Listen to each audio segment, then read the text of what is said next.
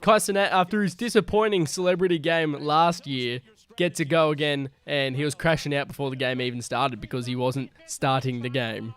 I need to get subbed in. Coach got to sub me in ASAP, man. But he finally got a chance towards the end of the first quarter, but he was probably better off on the bench. His teammates wouldn't even pass it to him, going straight over his head. And then he gets out on the fast break, but doesn't end well. Gets laid out with no foul being called. Probably should have just gone up rather than pump faking. But that block off foul was probably his closest shot at the rim in the first quarter. He then threw up 2 air balls and then was going to go for a layup and got blocked, or he just somehow lost it and then jumped on Shabuzi and didn't quite understand how that was a foul, but then complained about his minutes because he didn't get to go on in the second quarter. I'm not sure why either. I don't got no minutes.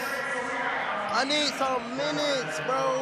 Come on, dude. I need minutes, man. Oh my gosh, I need some minutes, please. But he got his wish. He got some more minutes in the second half, the third quarter here, and his first shot was actually a lot closer than his previous ones. It actually hit the ring this time until he got out on this fast break. And believe it or not, Kai Cenat finally scored in the NBA celebrity game. And it was during crunch time as well, so he got double the points, 4 points. And I think that brings him over his overs. I think it was at 3.5. I could be wrong with that one. But then he instantly fouls. And during the end of the third quarter, they were doing this thing. If you fouled, you get put into the penalty box, and he sat in there for the rest of the third quarter. So he finally got minutes, got his first bucket, fouled, and couldn't go back in for the rest of the quarter. So then we go forward to the fourth, and he picked up where he left off the first quarter, chucked up an air ball, fell over, got the ball back from 3, took the shot, and it was an absolute prick, and then tripped over again. But he was doing a cool somersault at least. Made it look a little bit better, I guess. But I'm not sure if he knew that his first and only bucket took him over. His over's 3.5 because it was worth double, so it was 4 points. But here's him talking with Richard Jefferson about it.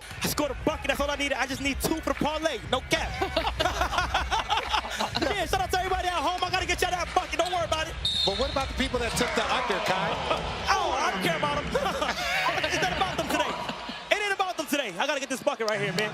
So in Kai's head, when he checked back in, he was trying to get that second bucket to hit the overs for the parlays, but all he did was get hit in the face and then threw a turnover. And then, I mean, fair enough to him, he had an awesome closeout. Too bad he's 5 foot tall. And then he got the ball after the buzzer, after the game ended, and still missed anyway. So he kept his shooting form up. And then during the MVP presentation, he thought he had won the MVP with a whopping 4 points, and I'm pretty sure he had more air balls than points. He even posted on Twitter at halftime that he wasn't going to pass anymore. He quickly deleted that tweet, and then I think that's why he hardly got any minutes in the second half. They must have caught him on his phone. But Kai Cenat, he went off for 4 points. There's always next year, I guess.